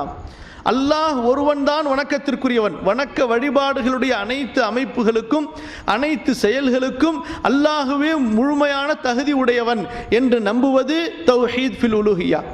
இப்போ ஒருவர் அல்லாஹ்விற்கு செய்ய வேண்டிய வணக்க வழிபாடுகளிலே எந்த ஒன்றையாவது, உதாரணமாக தொழுகை அல்லது நோன்பு அல்லது தொழுகையினுடைய ஒரு அம்சம் சஜிதா செய்கிறது. இன்றைக்கு மக்களை பார்க்கலாம், நீங்கள் கபரிலே போன்று சர்வசாதாரணமாக சுஜூது செய்வார்கள், சஜிதாவிலே விடுவார்கள். அல்லது காபாவை அல்லாஹ்விற்காக வேண்டி தவாஃப் வருவது போன்று காபாவை சுற்றி வருவார்கள். அப்போ இந்த மாதிரியான காரியங்கள் எல்லாம் ஷிர்க் ஃபில் உலூஹியா, அல்லாஹுடைய அந்த உலூஹியத்துடைய தன்மையில் இணை வைப்பதாக ஆகிவிடும். அடுத்ததாக அல்லாஹு தஆலா தனக்கென பண்புகளை வைத்திருக்கிறான். அவனுக்குரிய அந்த பண்புகள் அவனுக்கு நிகராக வேறு யாருக்கும் இல்லை. அல்லாஹு தஆலா பார்க்கிறான், அல்லாஹு தஆலா கேட்கிறான், அல்லாஹுவிற்கு ஆட்சி இருக்கின்றது, அதிகாரம் இருக்கின்றது. இப்போது யாராவது ஒருவர் அல்லாஹ்விற்கு இருக்கக்கூடிய பண்புகளை போன்று அவனுடைய படைப்பினங்களில் யாருக்காவது ஒருவருக்கு இருக்கிறது என்று நம்பினால், அந்த யாராவது ஒருவர் மலக்காக இருக்கட்டும் அல்லது நபியாக இருக்கட்டும், ரசூலாக இருக்கட்டும் அல்லது ஒரு பெரிய நல்ல மனிதராக இருக்கட்டும், அல்லாஹுவை தவிர வேறு யாருக்கும் அல்லாஹ்விற்கு உள்ள அந்த உயர்ந்த பண்புகளை போன்று பண்புகள் இருக்கின்றன என்று நம்பினால் அவர் அல்லாஹ்விற்கு அவனுடைய தன்மைகளில் இணை வைத்தவராக ஆகிவிடுவார். அப்போ நாம் இதை சுருக்கமாக சொல்வதாக இருந்தால், தௌஹீத் என்பது மூன்று விஷயங்களில் இருக்கின்றன. ஒன்று அல்லாஹுவை அவனுடைய தாத்தில் ஏகனாக ஒருவனாக நம்புவது. இரண்டாவது உலூஹியா என்ற அந்த வணக்க வழிபாட்டில் அல்லாஹுவை ஏகனாக ஏற்றுக்கொள்வது. மூன்றாவது அல்லாஹ்விற்குள்ள பண்புகள், தன்மைகள் அவனுக்கே உரியவை என்று நம்புவது. இப்போ இந்த மூன்று விஷயங்கள் சேர்ந்த அந்த தௌஹீதிலே ஒருவர் இணை வைத்து விட்டால், ஒன்று அல்லாஹ் இரண்டென்று சொல்லிவிட்டாலோ, அல்லது அல்லாஹ்விற்குள்ள வணக்க வழிபாடுகளை பிறருக்கு செய்துவிட்டாலோ, அல்லது அல்லாஹ்விற்குள்ள நல்ல உயர்ந்த பண்புகளில் ஏதாவது ஒரு பண்பு அல்லாஹ்விற்கு இருப்பது போன்று அவனுடைய அடியார்களுக்கும் இருக்கிறது என்று நம்பினாலோ அவர் முஷ்ரிக்காக ஆகிவிடுவார். இந்த கடைசியில் சொல்லியதற்கு உங்களுக்கு அநேகமாக உதாரணம் தெரியலாம், இருந்தாலும் நினைவுபடுத்துவதற்காக வேண்டி மீண்டும் சொல்கிறேன். நம்மிலே பலர், அதாவது நம்முடைய ஜமாத்திலே, நம்முடைய முஸ்லிம்கள் சமுதாயத்திலே இருக்கக்கூடிய பலர் எப்படி நம்பி இருக்கிறார்கள் என்று சொன்னால், இந்த பூமியிலே அல்லாஹ் ரப்புல் ஆலமீன் பல குத்துபுமார்களை, பல கௌசுமார்களை, பல அபுதால்களை அவன் ஏற்படுத்தி இருக்கின்றான். இவர்களுக்கு மத்தியிலே இவர்கள் ஒரு அமைப்பு ஏற்படுத்தி வைத்திருக்கிறார்கள். எப்படி? உதாரணமாக, ஒரு நாடு என்று சொன்னால் அந்த நாட்டுக்கு ஒரு முதல் மந்திரி இருப்பார், ஒரு மாநிலத்துக்கு ஒரு முதல் மந்திரி இருப்பார். அப்போ அந்த முதல் மந்திரிக்கு கீழே பல அமைச்சர்கள் இருப்பார்கள். அப்போ அந்த அமைச்சர்களுக்கு கீழே பல எம்எல்ஏக்கள் இருப்பார்கள். அடுத்து ஒவ்வொரு ஊர் வாரியாக கலெக்டரோ அல்லது தாசில்தாரோ இந்த மாதிரி இருப்பார்கள் அல்லவா? இப்படி இவர்கள் அல்லாஹுடைய ஆட்சியையும் கற்பனைக்கு உள்ளாக்கி விட்டார்கள். புரியுதுங்களா சொல்றது? எப்படி? ஒரு முதல் மந்திரியாக இருப்பவர் ஒவ்வொரு கிராமத்திலையும் போய் எல்லா வேலையும் செய்ய முடியாது. ஒவ்வொரு சிட்டிக்கும் போய், ஒவ்வொரு நகரத்துக்கும் போய் ஒரு வேலை, அவருடைய அந்த வேலையை அவர் செய்ய முடியாது. அதனால தனக்கு கீழே அவருக்கு சில மந்திரிகள் தேவை, அந்த மந்திரிகளுக்கு உதவியாளர்கள் தேவை, அப்புறம் அதற்கு கீழே சிறிய உதவியாளர்கள் தேவை. இப்படி இருப்பதைப் போலவே அல்லாஹு தஆலா இந்த உலகம் அனைத்தையும் அவன் படைத்திருந்தாலும் இந்த உலகத்தை அவன் இயக்குவதற்காக பல அவுலியாக்களை தேர்ந்தெடுக்கிறான். இந்த அவுலியாக்களிலே அல்லாஹ் ரப்புல் ஆலமீன் பலவிதமான தரங்களை பிரித்து வைத்திருக்கிறான். இவர்கள் எப்படி பிரித்திருக்கிறார்கள் என்று சொன்னால், மேல் மட்டம் கௌஸ் என்று சொல்வார்கள், அதற்கு கீழே குத்துப் என்று சொல்வார்கள், அதற்கு கீழே அப்தால் என்று சொல்வார்கள். இந்த அப்தால் என்பவர்கள் யார் என்று சொன்னால், இவர்கள் உதாரணமாக நம்முடைய வழக்கத்தில் சொல்வதாக இருந்தால் எம்எல்ஏக்களை போன்று. அதற்கு அடுத்ததாக குத்துபுகளுக்கு உதாரணம் சொல்வதாக இருந்தால் எம்பிகளை போன்று. அடுத்து கௌஸ், இவர்கள் யார் என்று சொன்னால் மாநிலங்களை ஆட்சி செய்யக்கூடிய முதலமைச்சர்களை போன்று. என்ன நம்பிக்கை வைத்திருக்கிறார்கள்? அல்லாஹு தஆலா இந்த உலகத்துடைய அமைப்புகளை இயக்குவதையெல்லாம் இந்த கௌசுமார்களிடத்திலே கொடுத்து விட்டான். இந்த கௌசுமார்கள் தங்களுக்கு கீழே தங்களுடைய அதிகாரங்களில் சிலவற்றை அடுத்து குத்துபுமார்களுக்கு கொடுக்கிறார்கள். அடுத்து அந்த குத்துபுமார்கள் அப்தால்களுக்கு கொடுக்கிறார்கள். இந்த குத்துபுமார்கள் அப்தால்கள் கௌசுமார்களை கொண்டுதான் இந்த உலகம் இயங்கிக் கொண்டிருக்கிறது. இந்த கௌசுமார்கள், இந்த அப்தால்களுக்கு எப்படிப்பட்ட தன்மைகள் இருக்கின்றது என்றால் அல்லாஹ்விற்கு உள்ள தன்மைகளை போன்று இவர்களுக்கும் இருக்கிறது. உதாரணத்திற்கு முஹியுத்தீன் அப்துல் காதர் ஜீலானி அவர்களது பெயரை பற்றி நாம் அதிகமாக கேள்விப்பட்டிருக்கிறோம், ரஹ்மத்துல்லாஹி அலைஹி. அல்லாஹுடைய வணக்க வழிபாட்டிலே திளைத்திருந்த நல்லடியார்களில் இவர்களும் ஒருவர். இவர்களுக்கு இந்த ஷேக் அப்துல் காதர் ஜீலானி அவர்களை பற்றி இவர்களுடைய நம்பிக்கை என்னவென்றால், இவர்கள் அந்த காலத்தில் வாழ்ந்த கௌஸ். இவ்வாறு ஒவ்வொரு காலத்திற்கும் ஒவ்வொரு மக்கள் தங்களுக்கென்று ஒரு கௌஸை ஏற்படுத்திக் கொள்வார்கள். எல்லா காரங்களும், எல்லா விதமான இந்த உலகத்தினுடைய அமைப்புகள் எல்லாம் இவர்களை கொண்டுதான் இயங்கிக் கொண்டிருக்கிறது என்பதாக இவர்கள் நம்பிக்கை கொள்கிறார்கள். அன்பு சகோதரர்களே, இது ஒரு நீண்ட விஷயம். அல்லாஹ்வுடைய தன்மைகளிலே இவர்கள் எப்படி தங்களுடைய இந்த ஷேக்குமார்களை கற்பனையாக இணை வைக்கிறார்கள், அதனுடைய விளக்கம் என்ன என்பது ஒரு நீண்ட விஷயம். உதாரணத்திற்காக நாம் கூறினோம். இப்போ இந்த மாதிரியான விஷயங்கள் எல்லாம் ஷிர்க் ஃபி ஸிஃபாத், அல்லாஹ்வுடைய தன்மைகளிலே இணை வைப்பதிலே ஆகிவிடும். இவர்கள் எப்படி நம்புகிறார்கள்? எப்படி அல்லாஹ் நாம் இங்கு இருந்து கொண்டு அழைத்தால் நம்முடைய அழைப்பை கேட்கிறானோ, நம்முடைய அழைப்புக்கு அவன் பதிலளிக்க சக்தி பெற்றிருக்கிறானோ, நம்முடைய கஷ்டத்தை நம்ம விளக்குவதற்கு அவன் ஆற்றல் பெற்றிருக்கிறானோ, அப்படியே தங்களுடைய அந்த கௌசுமார்களும் குத்துபுகளும் அபுதால்களும் அவர்களுடைய பெயர்களை கூறி நாம் அழைத்தால் அவர்களும் நமக்கு உதவி செய்ய சக்தி பெறுகிறார்கள், நாம் அழைக்கக்கூடிய அழைப்பை அவர்கள் கேட்கிறார்கள் என்றெல்லாம் இவர்கள் நம்பிக்கை வைக்கிறார்கள். அப்ப இந்த மக்கள் என்ன செய்து விட்டார்கள்? அல்லாஹ்வுடைய தன்மையில் இவர்களை அல்லாஹ்வுடைய படைப்பினங்களை இணையாக்கிவிட்டார்கள். எனவே இவர்களுடைய இந்த நம்பிக்கை இருக்கின்றதே முழுமையான ஷிர்க். இந்த நம்பிக்கையிலே ஒருவர் மரணித்தால் அல்லாஹ் பாதுகாக்க வேண்டும். அவர் எவ்வளவுதான் பெரிய வணக்க வழிபாட்டிலும் இருந்திருந்தாலும் சரியே, அவருடைய வணக்க வழிபாடுகள் அனைத்தும் நாசமாகிவிடும். அப்போ இந்த ஷிர்க்குடைய முதல் வகை இருக்கின்றதே, தௌஹீதுடைய 3 வகைகளில் எந்த ஒன்றில் அவர் ஷிர்க்கு வைத்தாலும் அவருடைய அமல்கள் நாசமாகி அவர் மிகப்பெரிய நஷ்டவாளியாக ஆகிவிடுவார். இது ஷிர்க்கினுடைய முதல் வகை. அடுத்து ஷிர்க்கினுடைய இன்னொரு வகை இருக்கிறது. பொதுவாக குர்ஆனிலே அல்லாஹ் ரப்புல் ஆலமீன் எங்கெல்லாம் பயன்படுத்துகிறானோ இந்த ஷிர்க்கினுடைய இரண்டாவது வகையை பற்றி தான் அல்லாஹ் ரப்புல் ஆலமீன் பெரும்பான்மையான இடங்களிலே குறிப்பிடுகிறான். அந்த ஷிர்க்கினுடைய இரண்டாவது வகை என்னவென்று சொன்னால், எப்படி அல்லாஹுவை மஅபூத் இன்னும் முத்தா. மஅபூத் என்றால் வணங்குவதற்கு தகுதியானவன், வணங்கப்படுபவன்.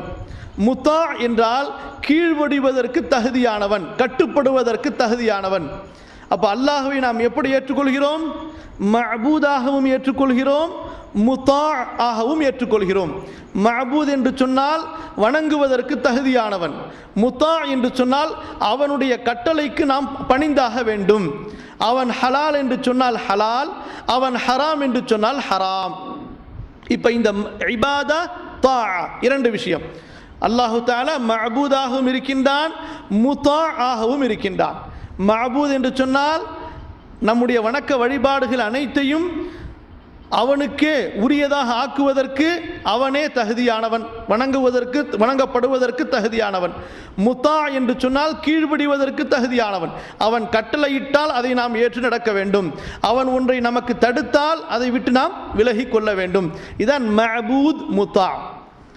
இப்போ இந்த 2 விஷயங்கள் இருக்கின்றனவே, இந்த 2 விஷயங்களை பற்றி தான் அல்லாஹு தஆலா குர்ஆனிலே பல இடங்களிலே எங்கெல்லாம் ஷிர்க்கை பற்றி சொல்கிறானோ நமக்கு எச்சரிக்கை செய்கிறான்.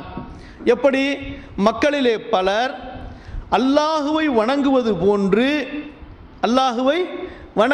போன்று படைப்பினங்களையும் வணங்குகிறார்கள் என்று அல்லாஹ் ரப்புல் ஆலமீன் குர்ஆனிலே பல இடங்களிலே எச்சரிக்கை செய்து சொல்கிறான். உதாரணத்திற்கு பார்ப்பதாக இருந்தால் சூரா யூனுஸ் 10வது அத்தியாயத்தினுடைய 18வது வசனம், வயஅபுதூன மின் தூனில்லாஹி மா லா யதுர்ருஹும் வலா யன்ஃபஉஹும் வயகூலூன ஹாவுலாஇ ஷுஃபஆஉனா இன்தல்லாஹ். இந்த மக்கள் அல்லாஹுவை விட்டுவிட்டு அவனது படைப்பினங்களை வணங்குகிறார்கள். அந்த படைப்பினங்களோ இவர்களுக்கு எந்த தீங்கையும் செய்ய முடியாது, எந்த நன்மையையும் செய்ய முடியாது. அப்படி அந்த படைப்பினங்களை வணங்கி கொண்டு இவர்கள் நம்பிக்கை கொள்கிறார்கள், இந்த படைப்பினங்கள் எல்லாம் நாளை மறுமையிலே எங்களுக்கு அல்லாஹ்விடத்திலே சிபாரிசு செய்யும் என்பதாக. அப்போ அல்லாஹ் சுப்ஹானஹு வ தஆலா இந்த இடத்துல எதை பற்றி குறிப்பிடுகிறான்? அல்லாஹுவை வணங்குவது போன்று அல்லாஹுடைய படைப்பினங்களை மக்கள் வணங்குவதை பற்றி எச்சரிக்கை செய்து சொல்கிறான், இபாதாவுடைய விஷயத்தை. அவ்வாறு தாஅ வழிபடுவது, ஏற்று நடப்பது. அல்லாஹ் எதை ஹலால் என்று சொன்னானோ அது ஹலால், அல்லாஹ் எதை ஹராம் என்று சொன்னானோ அது ஹராம். இப்படி அல்லாஹுவிற்கு எப்படி கீழ்ப்படிந்து நடக்கிறார்களோ அவ்வாறு அல்லாஹுடைய படைப்பினங்களுக்கு அவர்கள் கீழ்ப்படிந்தால் அதுவும் ஷிர்காக ஆகிவிடும். அல்லாஹு தஆலா கேட்கிறான், அம் லஹும் ஷுரகா ஷரஉ லஹும் மினத்-தீனி மா லம் யஅதம் பிஹில்லாஹ். இந்த வழிபடுதல் என்ற தன்மை இருக்கிறது, கீழ்ப்படிதல் என்ற தன்மை, ஹலால் ஹராமை ஏற்றுக்கொள்வது, இந்த சட்டத்தை கொடுக்கக்கூடிய ஆற்றல் அதிகாரம் அல்லாஹ் ஒருவனுக்கு மட்டும்தான். அலா லஹுல் ஹல்கு வல் அம்ர். அல்லாஹு தஆலா சொல்கிறான், படைக்கும் அதிகாரமும் அவனுக்குத்தான், படைக்கும் உரிமையும் அவனுக்குத்தான், படைக்கும் ஆற்றலும் அவன் ஒருவனுக்கே சொந்தமானது. அவ்வாறு அதிகாரம் செலுத்தும் ஆற்றலும் அவனுக்கே சொந்தமானது. 7வது அத்தியாயத்தினுடைய 58வது வசனத்தில் அல்லாஹ் எப்படி சொல்கிறான்? அலா லஹுல் ஹல்கு வல் அம்ர். மக்களே விளங்கிக் கொள்ளுங்கள், படைக்கும் ஆற்றல் அல்லாஹ்விற்கே சொந்தமானது. அவ்வாறு அந்த படைப்பினங்களில் அதிகாரம் செலுத்தும் ஆற்றலும், அதிகாரம் செலுத்தும் தகுதியும், அதிகாரம் செலுத்தும் உரிமையும் அல்லாஹ்விற்கே சொந்தமானது. இப்படி கிடையாது, படைத்தது அல்லாஹு தஆலா, அந்த படைப்பினங்களிலே அதிகாரம் செலுத்துவது யார் வேண்டுமானாலும் என்பதாக. எந்த அல்லாஹ் படைத்தானோ அந்த அல்லாஹுவே முழுமையாக தகுதியும் வகிக்கின்றான் அந்த படைப்பினங்களிலே அதிகாரம் செலுத்துவதற்கு, கட்டளையிடுவதற்கு, அவர்களை தடுப்பதற்கு. எனவே அல்லாஹ் சுப்ஹானஹு வ தஆலா சூரா ஷூராவிலே 42வது அத்தியாயத்தினுடைய 21வது வசனத்திலே மிக பயங்கரமாக எச்சரிக்கை செய்து சொல்கிறான். யாராவது ஒருவர் மக்களிலே தனக்கென்று சில அறிஞர்களையோ அல்லது சில குருமார்களையோ அல்லது சில தலைவர்களையோ ஆக்கி கொண்டு அல்லது சில வழிபடக்கூடிய மக்களை, அதாவது கீழ்ப்படிந்து நடப்பதற்காக ஒருவரை குறிப்பாக்கி கொண்டு அவர் எதையெல்லாம் செய்யுங்கள் என்று சொல்கிறாரோ அதை செய்வது, அவர் ஒன்றை தடுத்து விட்டால் தடுத்துக் கொள்வது. எப்படி கட்டுப்படுவது? அவர் எதை இது உங்களுக்கு கூடும், நீங்கள் செய்யலாம் என்று கூறினால் உடனே அதை செய்வது. நீங்கள் இதை செய்யாதீர்கள், இதை நீங்கள் விலக்கிக் கொள்ளுங்கள் என்று கூறினால் அதை விட்டு விலகிக் கொள்வது. இன்றைய காலத்தில் நாம் இதற்கு உதாரணம் சொல்வதாக இருந்தால், மாற்று மத மக்களிடத்தில் இருக்கக்கூடிய அவர்களுடைய குருமார்களை போன்று, அவர்களுக்கு அல்லாஹ்வின் புறத்திலிருந்தோ இறைவனின் புறத்திலிருந்தோ எந்த விதமான புத்தகமோ வழிகாட்டுதலோ கிடையாது.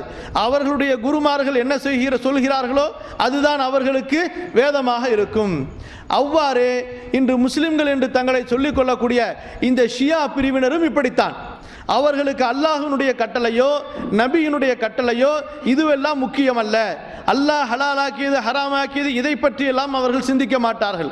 அவர்களுக்கு அவர்களுடைய இமாம் என்று ஒருவரை அவர்கள் நியமிப்பார்கள். அந்த இமாம் ஒன்றை ஹலால் என்று சொன்னால் அது அவர்களுக்கு ஹலால், அந்த இமாம் ஒன்றை ஹராம் என்று அவர்களுக்கு சொன்னால் அது அவர்களுக்கு ஹராம். ஹலாலாக்கக்கூடிய அதிகாரமும் ஹராமாக்கக்கூடிய அதிகாரமும் தங்களுடைய இமாமுக்கும் இருக்கிறது என்று முழுமையாக நம்பக்கூடியவர்கள். இதே போல இந்த நம்பிக்கை இருக்கின்றதே நம்முடைய சமுதாயத்தில் பலருக்கும் இருக்கிறது. எப்படி? தங்களுடைய ஆலிம்கள், தங்களுடைய சமுதாயத்தில் உள்ள மார்க்கத்தை படித்தவர்கள் ஒன்றை ஹலால் ஹராம் என்று சொன்னால் கண்மூடித்தனமாக அதற்கு எந்த விதமான ஆதாரத்தையும் பரிசீலனை பண்ணாமல், அதை பற்றி எந்த விதமான தெளிவையும் அவர்கள் அடையாமல் அப்படியே நம்பிக்கொள்வது. இப்படி நம்பினால் அல்லாஹ் ரப்புல் ஆலமீன் என்ன சொல்கிறான்? இப்படி நம்பிக்கை கொண்டவர்கள் யாரின் மீது இவர்கள் தங்களது இந்த நம்பிக்கையை வைத்தார்களோ அவர்களை அல்லாஹ்விற்கு நிகராக ஆக்கி கொண்டார்கள் என்று அல்லாஹ் சொல்கிறான். சுப்ஹானல்லாஹி ரப்பில் ஆலமீன். ஆனால் மக்கள் யாருமே இதை ஷிர்காக நினைப்பதே கிடையாது. இது யாரு ஷிர்கா நினைக்கிறாங்களா? கோயிலுக்கு முன்னாடி சிலைகளுக்கு முன்னாடி போய் தலை வைக்கிறதையோ, அதுக்கு பூஜை போடுறதையோ, அதுக்கு நேர்ச்சி செய்கிறதையோ மக்கள் ஷிர்க் என்று விளங்கிக் கொள்கிறார்கள். தெளிவாக தெரியுது இது ஷிர்க் என்பதாக. ஆனால் ஹலால் ஹராமுடைய விஷயத்திலே அல்லாஹுவை தவிர மற்றவர்களுக்கு கட்டுப்படுவதை பெரும்பாலான மக்களுக்கு இது ஷிர்க் என்பதாகவே தெரியவில்லை. ஆனால் அல்லாஹு தஆலா அதை ஷிர்க் என்று எச்சரிக்கை செய்கிறான். அம் லஹும் ஷுரகா ஷரஉ லஹும் மினத் தீனி மா லம் யஅதம் பிஹில்லாஹ். அல்லாஹ் கேட்கிறான், என்ன இந்த மக்களுக்கு அல்லாஹுவை விட்டுவிட்டு பல கூட்டாளிகள் இருக்கிறார்களா, பல துணைகள் இணைகள் இருக்கிறார்களா? அவர்கள் எதையெல்லாம் இவர்களுக்கு சொல்லித் தருகிறார்களோ அதையெல்லாம் இவர்கள் மார்க்கமாக எடுத்துக்கொண்டு செய்கிறார்களா? அல்லாஹ் அனுமதிக்காததை, அல்லாஹ் மார்க்கத்திலே சொல்லாததை இவர்களுக்கு மார்க்கமாக்குவதற்கு என்ன அதிகாரம் இருக்கிறது? சுப்ஹானல்லாஹி ரப்பில் ஆலமீன். அப்ப இந்த இபாதா தா, அல்லாஹுவை வணங்குதல், அல்லாஹுவிற்கு வழிபடுதல் என்று சொன்னால் கட்டளை ஏவல் விலக்கல்களை ஏற்று நடத்தல். இந்த இரண்டு விஷயங்களிலே இணை வைப்பதை பற்றித்தான் அல்லாஹு தஆலா கடுமையாக குர்ஆனிலே எச்சரிக்கை செய்து சொல்கிறான். ஏனெனில் இந்த ரெண்டு விஷயங்களில் உள்ள ஷிர்க்கு தான் அன்றைய கால சமுதாயத்திலிருந்து இன்றைய கால சமுதாயம் வரை பரவலாக காணப்படுகின்றன. குர்ஆனுடைய இந்த எத்தனை வசனங்களை அல்லாஹ் ரப்புல் ஆலமீன் எச்சரிக்கை செய்து சொல்லியிருக்கின்றானோ இந்த ரெண்டு வகையான விஷயங்களை பற்றித்தான். இப்போ அடுத்து நாம் எதை தெரிந்து கொள்ளப் போகிறோம் என்று சொன்னால், இந்த ரெண்டு வகையான ஷிர்க் இருக்கின்றது அல்லவா, இபாதாவிலே தாஆவிலே. இந்த ரெண்டு வகையான ஷிர்க் குர்ஆன் ஹதீஸினுடைய பார்வையிலே பார்க்கும் பொழுது இரண்டு வகையாக நாம் பிரிக்கலாம். ஒன்று ஷிர்க் அக்பர், இரண்டாவது ஷிர்க் அஸ்கர். ஷிர்கிலே இந்த ஷிர்க்கை இரண்டாக பிரிக்கப்படுகிறது. ஒன்று பெரிய ஷிர்க், இரண்டாவது சிறிய ஷிர்க். அப்போ சிறிய ஷிர்க்னா அது ரொம்ப லேசு, பரவாயில்ல, செஞ்சால் தப்பு கிடையாதுன்னு நினச்சிக்காதீங்க. அந்த பெரிய ஷிர்க்கிற்கு என்ன ஒரு கடுமை இருக்கின்றதோ அந்த கடுமை இந்த சிறிய ஷிர்க்கிற்கு இல்லை என்றாலும், ஆனால் பாவம் என்ற அடிப்படையில் எல்லா பாவங்களை விட மிக கொடிய பாவம் ஷிர்க்கானது. அது பெரியதாக இருந்தாலும் சரி, சிறியதாக இருந்தாலும் சரி. இப்போ இந்த ரெண்டுத்துக்கும் இடையில என்ன வித்தியாசம் இருக்கிறது? ஏன் இப்படி நாம் பிரிக்க வேண்டிய நிலைமைக்கு நாம் ஆளாகிறோம் என்று சொன்னால், பாவங்களை ஷிர்க்கை அல்லாஹ் ரப்புல் ஆலமீன் குர்ஆனிலே கண்டிக்கும் பொழுது, ரசூலுல்லாஹி ஸல்லல்லாஹு அலைஹி வஸல்லம் அவர்கள் ஹதீஸிலே கண்டிக்கும் பொழுது, அந்த கண்டிக்கக்கூடிய விதம் மாறுபடுகிறது. சில செயல்களுக்கு உள்ள கண்டிப்பு ஷிர்கான சில செயல்களுக்கு உள்ள கண்டிப்பு, மற்ற சில ஷிர்கான செயல்களுக்கு அந்த கண்டிப்பு இல்லாததால் இந்த பாகுபாடு காட்ட வேண்டிய அவசியம் அங்கு ஏற்படுகிறது. ஷிர்க் அக்பருக்கும் ஷிர்க் அஸ்கருக்கும் இடையில் உள்ள வித்தியாசம் என்ன? ஒருவர் ஷிர்க் அக்பர் பெரிய வகை ஷிர்க்கை செய்துவிட்டால் அவர் இஸ்லாமிய மார்க்கத்தை விட்டு முற்றிலும் வெளியேறி விடுவார். இஸ்லாமிய மார்க்கத்தை விட்டு முற்றிலும் வெளியேறி விடுவார். மீண்டும் அவர் முஸ்லீமாக ஆக வேண்டும் என்று சொன்னால் கலிமா சொல்லித்தான் ஆக வேண்டும், தனது ஈமானை புதுப்பித்துத்தான் ஆக வேண்டும். புரியுதுங்களா? உதாரணத்திற்கு ஒருவர் ஒரு கோயிலுக்கு போய் சாமி கும்பிட்டுறாரு, அல்லது ஒரு தர்காவில் போய் சுஜூது செஞ்சிடறாரு, ஒரு தர்காவுக்கு நேர்ச்சி செஞ்சிடறார். இதெல்லாம் பெரிய வகையான ஷிர்க்குகள். இப்படி ஒருவர் செய்துவிட்டால் மீண்டும் கலிமா சொல்லி தன்னை இஸ்லாமில் இணைத்து கொள்ளாதவரை இவர் முஸ்லீமாக ஆக மாட்டார். அடுத்ததாக இந்த சிறிய ஷிர்க் சொன்னோம் அல்லவா, அடுத்து இதனுடைய விளக்கம் வரும். இருந்தாலும் உதாரணத்திற்கு விளங்கிக் கொள்வதற்காக ஒரு சின்ன உதாரணம். ரசூலுல்லாஹி ஸல்லல்லாஹு அலைஹி வஸல்லம் காலத்தில் நடந்த ஒரு நிகழ்ச்சி. இப்போ ரசூலுல்லாஹி ஸல்லல்லாஹு அலைஹி வஸல்லம் அவர்களுடைய சபையிலே பேசிக் கொண்டிருக்கும் பொழுது தோழர் ஒருவர் அல்லாஹ்வின் தூதர் ஸல்லல்லாஹு அலைஹி வஸல்லம் அவர்களிடத்திலே தங்களது சில வேலைகளை, தங்களது சில தேவைகளை பற்றி சொல்லும் பொழுது, மாஷா அல்லாஹு வ ஷிஅத யா முஹம்மத், முஹம்மதே அல்லாஹும் நீங்களும் நினைத்தால் எனது காரியம் நிறைவேறிவிடும் என்று சொன்னார். அல்லாஹுவும் நீங்களும் நாடினால் எனது காரியம் நிறைவேறிவிடும் என்று சொல்கிறார். இப்போ இந்த சொல்லியவர் நபி ஸல்லல்லாஹு அலைஹி வஸல்லம் அவர்களை அல்லாஹ்விற்கு நிகராக ஆக்கி,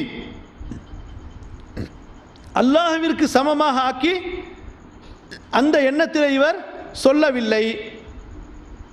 ஆனால் இவருடைய சொல்லினுடைய அந்த வெளி தோற்றம் இருக்கிறது அல்லவா, இந்த வெளி தோற்றம் ரசூலுல்லாஹி ஸல்லல்லாஹு அலைஹி வஸல்லம் அவர்களை அல்லாஹ்விற்கு சமமாக ஆக்குவதாக இருக்கிறது.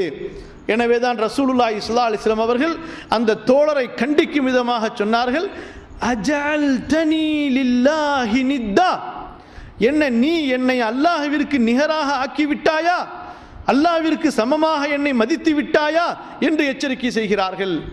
இந்த இடத்துல ரசூலுல்லாஹி ஸல்லல்லாஹு அலைஹி வஸல்லம் அவர்கள் இந்த எச்சரிக்கை செய்தார்களே தவிர, இது ஷிர்கான ஒரு குற்றம் என்று எச்சரிக்கை செய்தார்களே தவிர, நீ முஷ்ரிக்காக ஆகிவிட்டாய், நீ மீண்டும் இஸ்லாத்திலே இணைய வேண்டும் என்று சொல்லவில்லை. புரியுதுங்களா வித்தியாசம்? எனவேதான் இந்த மாதிரியான செயல்கள்லாம் ஷிர்க் அஸ்கர் என்று சொல்லப்படும். அடுத்து ஷிர்க் அக்பர் இருக்கின்றது. இந்த ஷிர்க் அக்பர் ஒருவருடைய வாழ்க்கையிலே கலந்து விட்டால், இணைந்து விட்டால், அவருடைய அமல்கள் அனைத்தும் நாசமாகிவிடும். எந்த ஒரு அமலும் பயன் தராது அந்த ஷிர்க் அக்பரிலிருந்து அவர் தௌபா செய்து திரும்பாத வரை. ஆனால் ஷிர்க் அஸ்கர் இருக்கின்றதே, அவர் எந்த ஒரு காரியத்திலே அதை செய்கிறாரோ அது மட்டும்தான் வீணாகும். உதாரணத்திற்கு ஒருவர் தொழுகிறார், ஒருவர் தொழுது கொண்டிருக்கிறார்.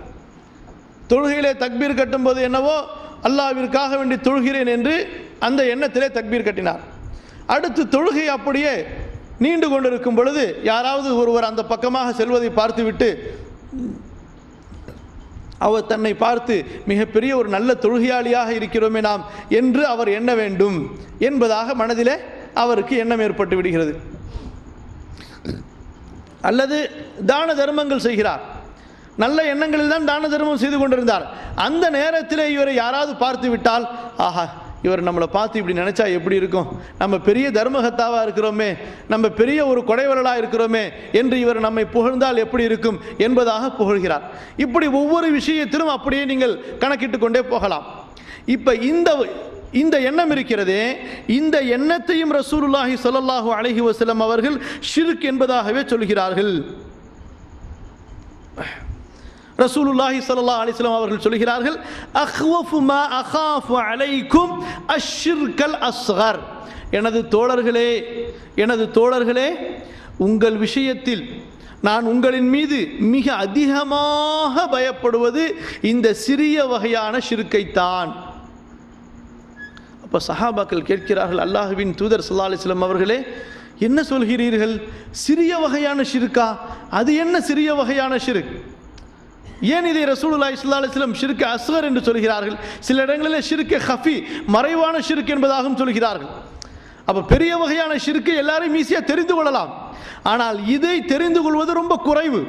இப்போ ரசூலுல்லாஹி ஸல்லல்லாஹு அலைஹி வஸல்லம் இடத்தில் சஹாபாக்கள் கேட்டபோது ரசூலுல்லாஹி ஸல்லல்லாஹு அலைஹி வஸல்லம் அவர்கள் சொல்கிறார்கள், அர்ரியா, முகஸ்துதி, மக்கள் உங்களை புகழ வேண்டும் என்று நினைப்பது, இது ஷிர்க் அஸ்கர் ஆகும். இதை பற்றித்தான் நான் உங்களுக்கு அதிகமாக பயப்படுகிறேன்.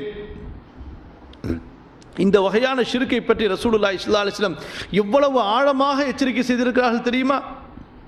இன்னஹு அக்ஃபா மின் தபீபின் நம்லத்தி ஸௌதா அலா ஸஹ்ரத்தி ஸௌதா இஸ்ஸம்மா. ஒரு சிறிய கருப்பு எறும்பு கரும்பாறையிலே ஊர்ந்து செல்வதை எப்படி உங்களால் கண்டுகொள்ள முடியாதோ அதைவிட துல்லியமானது இந்த சிறிய வகை ஷிர்க்கு. இன்னும் இதனுடைய நிலைமை எப்படி மாறும் என்று சொன்னால், இதிலே அப்படியே சிக்கிக்கொண்டே இருப்பவர் அடுத்து பெரிய ஷிர்க்கிலும் போய் விழுந்து விடுவார். அப்ப ரசூலுல்லாஹி ஸல்லல்லாஹு அலைஹி வஸல்லம் அவர்கள் என்ன வித்தியாசம் ஏற்படுத்துகிறார்கள்? பெரிய ஷிர்க் ஒருவருடைய வாழ்க்கையிலே கலந்துவிட்டால் அவருடைய எல்லா அமல்களும் நாசமாகிவிடும். ஆனால் இந்த சிறிய ஷிர்க் கலந்துவிட்டால் எந்த அமலிலே இந்த ஷிர்க் கலக்கின்றதோ அந்த அமல் மட்டும் நாசமாகும். உதாரணமாக 2 ரக்காத் தொழுதிருக்கிறார்.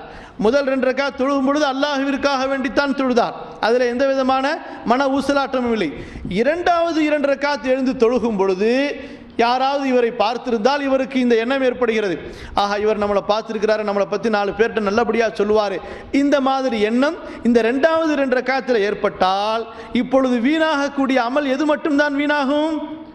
இந்த 2வது தொழுத 2 ரக்காத்துகள் தான் வீணாகுமே தவிர முந்தி தொழுத தொழுகைகளோ அல்லது வேறு நன்மைகளோ வீணாகாது. ஆனால் ஷிர்க் அக்பர் என்பது அப்படி கிடையாது. ஒருவர் 70 ஆண்டுகள் 80 ஆண்டுகள் 90 ஆண்டுகள் அல்லாஹ்வையே வணங்கி கொண்டிருக்கிறார். சுஜூத், ருக்கு, இபாதா, குர்ஆன் ஓதுதல், ஹஜ் செய்தல், வணக்க வழிபாடு, ஜகாத் எல்லாம் செய்கிறார். கடைசி நேரத்தில் ஈமான் தடுமாறி கடைசி நேரத்தில் சோதனைகளின் போது பொறுமை இல்லாமல் அல்லாஹ்வை அணுகாமல் யாராவது ஒரு கபராளியை அணுகிவிடுகிறார். கண்கூடாக பார்த்திருக்கிறோம் சகோதரர்களே, பல மக்களை. பல இடங்களுக்கு சென்று பல முறை தௌஹீத் பிரச்சாரங்களை செய்தவர்கள், அல்லாஹ்வை பற்றி பேசியவர்கள், ஆனால் அடிப்படை தெரியாமல். இன்று நம்மிலே ஒரு பெரிய கூட்டம் இருக்கிறார்கள். அவர்கள் அல்லாஹ்வுடைய வல்லமையை பற்றி, அல்லாஹ்வுடைய குதிரத்தை பற்றி, அல்லாஹ்வுடைய ஏகத்துவத்தை பற்றி தங்களது வாழ்நாள் முழுதும் பேசிக்கொண்டே இருப்பார்கள். ஆனால் அடிப்படை இல்மு இல்லாமல் கேட்டதை வைத்து, மக்களுக்கு மத்தியிலே அவர்கள் கேட்டதை வைத்து அப்படியே பேசிக்கொண்டே இருப்பார்கள். இந்த மாதிரி மக்களிலே பலரை நாம் பார்த்திருக்கிறோம்.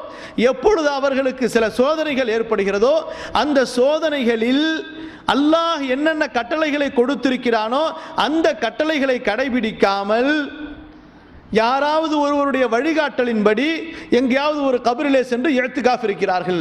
இப்படி நம்பவும் செய்கிறார்கள். அந்த கூட்டத்திலே பெரும்பான்மையான மக்கள் எப்படி நம்புகிறார்கள் என்று சொன்னால், அவுலியாக்களுடைய கபர்களுக்கு சென்று இஅ்திகாஃப் இருப்பதால், அங்கே நாம் இரவு கழிப்பதால் நம்முடைய துன்பங்கள் எல்லாம் நீங்கிவிடும், அவுலியாக்களுக்கு இறங்கக்கூடிய பரக்கத்தால் நம்முடைய கஷ்டங்கள் எல்லாம் நீங்கி, நம்முடைய சிரமங்கள் எல்லாம் நீங்கி, நம்முடைய நாட்டங்கள் நிறைவேறும் என்று நம்பிக்கை கொள்கிறார்கள். அல்லாஹ் பாதுகாக்க வேண்டும். இப்படி இவர்கள் இந்த 70 ஆண்டு 80 ஆண்டு 90 ஆண்டு இவர் இபாதத்தை செய்திருக்கிறார். எப்படிப்பட்ட இபாதத்து? கலப்படம் இல்லாத இபாதத்து. ஆனால் இதற்கு பின்பு இப்படி அவர் ஒரு நாள் தங்கி இருந்தாலும், எவ்வளவு நாள்? ஒரு நாள் அல்ல, 1 மணி நேரம், ஒரு மணி நேரம், ஒரு நொடி, ஒரு வினாடி பொழுதாவது அல்லாஹுவை தவிர இன்னொருவருக்கு தன்னுடைய துன்பத்தை, தனது துயரத்தை, தனது பிணியை போக்குவதற்கு ஆற்றல் இருக்கிறது, இங்கே செல்வதால் என்னுடைய சிரமம் நீங்கும் என்று நம்பி அந்த கபர்களுக்கு அவர் சென்றிருந்தால் அவர் 70 ஆண்டுகள், 80 ஆண்டுகள், 90 ஆண்டுகள் என்ன நன்மைகளை செய்தாரோ அந்த நன்மைகள் அனைத்தும் பாழாகிவிடும். நாளை மறுமையில் அதனுடைய நன்மையிலிருந்து ஒன்றை கூட அவர் பெற்றுக்கொள்ள முடியாது. இதுதான் ஷிர்க் அக்பர். நன்மைகள் அனைத்தையும் முழுமையாக நாசமாக்கிவிடக்கூடியது. அடுத்த வித்தியாசம், ஷிர்க் அக்பர் யாரிடத்திலே பெற்றுக்கொள்ளப்படுகின்றதோ அவர் நிரந்தரமாக நரகத்தில் தங்கிவிடுவார். அவர் நரகத்தை விட்டு மீளுவது என்பதே முடியாத ஒரு காரியம். அல்லாஹு தஆலா குர்ஆனிலே சொல்லிவிட்டான், ولا يدخلون الجنة حتى يلج الجمل في سم الخياط. அல்லாஹ் அக்பர், சுப்ஹானல்லாஹி ரப்பில் ஆலமீன்.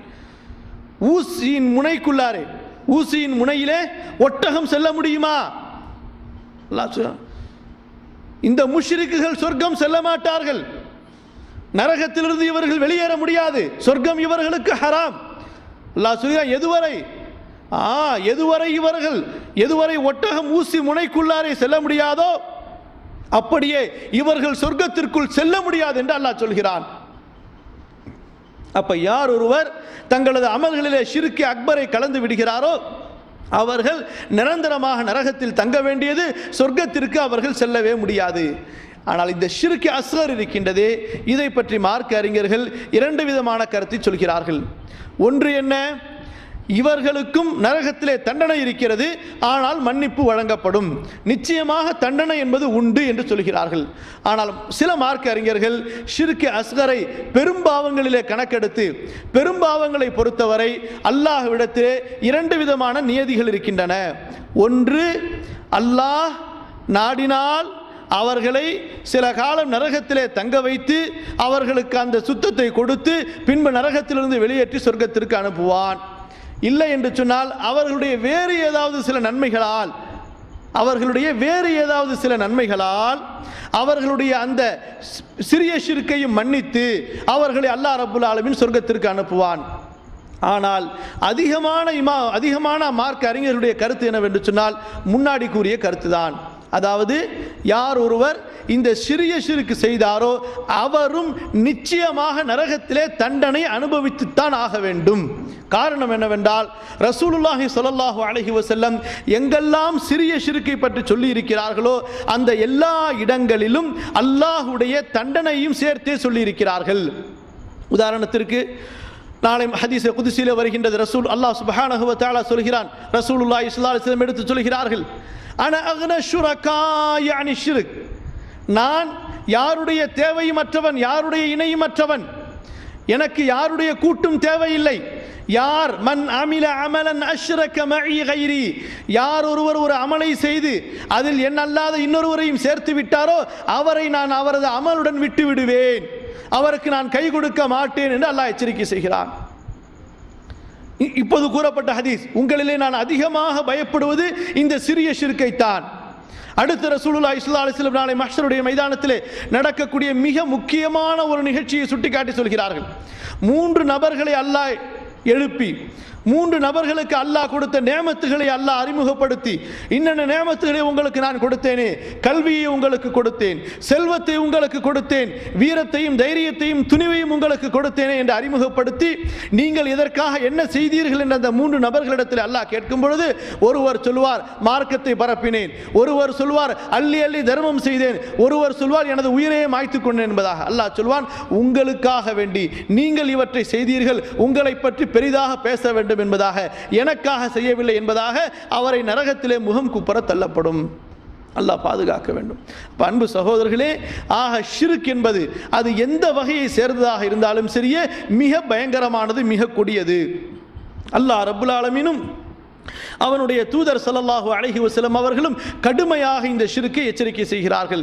இன்ஷா அல்லாஹ் அடுத்து வரக்கூடிய நாட்களிலே இந்த பெரிய ஷிர்க் எத்தனை வகைப்படும், அதில் என்னென்ன விஷயங்கள் அடங்கும், அடுத்து சிறிய ஷிர்க்குடைய வகைகள் என்ன என்பதை பற்றி பார்க்கலாம். سبحانك اللهم بحمدك ونشهد أن لا إله إلا أنت نستغفرك ونتوب إليك وصلى الله على نبينا محمد وعلى آله وصحبه وسلم.